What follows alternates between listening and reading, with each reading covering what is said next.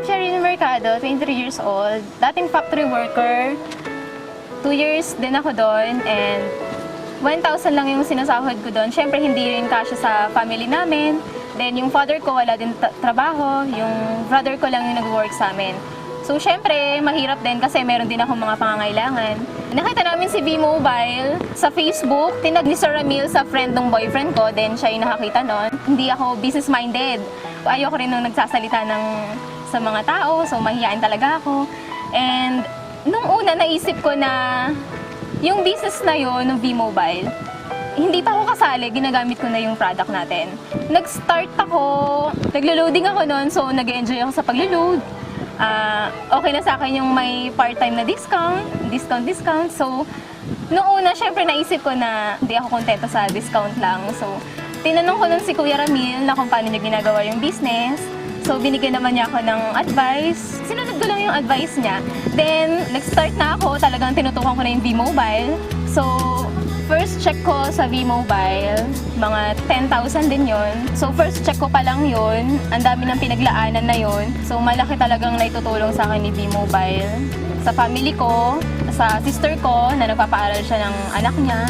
Then, sa mga bills. So, ako na lahat na gumagastos sa bahay. Naitulong sa akin ni V-Mobile. Napundar ko, laptop, cellphone, yung mga dating wala ako, digicam. So, maliliit lang yun pero syempre, dahil kay V-Mobile, parang syempre napaka-importante nun. Tsaka, yung sa araw-araw namin, syempre hindi na mahirapan yung parents ko na humiram ng pera sa ibang tao, na umutang. Tapos, yung ate ko, natutulungan ko din. Then, sa sarili ko, nakakapag-savings na ako.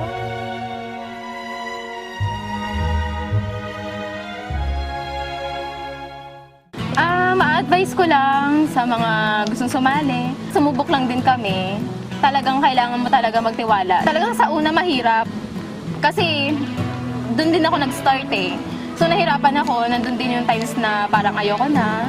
So sabi sa akin ng boyfriend ko na, sige, kung ayaw mo na, babalik ka ulit sa factory, hindi mo makakamit yan. Hindi ka na ganyan ngayon. So ako, syempre, parang gusto ko na umahon sa kahirapan.